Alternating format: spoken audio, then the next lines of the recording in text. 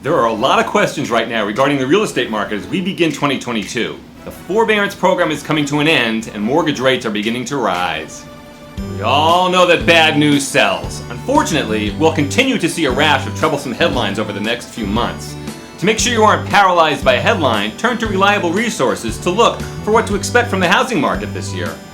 There are already alarmist headlines starting to appear. Here are two recent topics you may have seen in the news.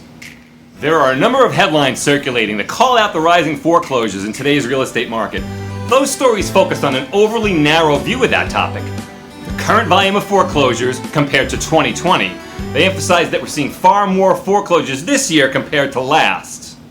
That seems rather daunting.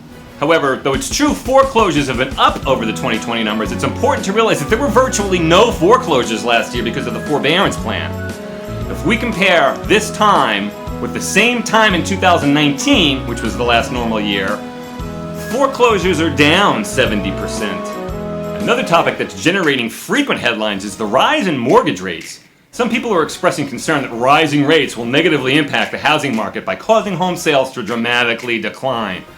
The resulting headlines are raising unneeded alarm bells. To counteract those headlines, we need to take a look at what history tells us. Looking at data over the last 20 years, there's no evidence that an increase in rates dramatically forces sales to come to a halt. Nor does home price appreciation come to a screeching stop. Let's look at home sales first. The last 3 times rates increased, shown in the graph above in red, sales, depicted in blue, remained rather consistent. It's true that sales fell dramatically from 2007 through 2010, but mortgage rates were also falling at the same time. The next 2 instances showed no meaningful drop in sales. Now let's take a look at home price appreciation. Again, we see that a rise in rates didn't cause prices to depreciate.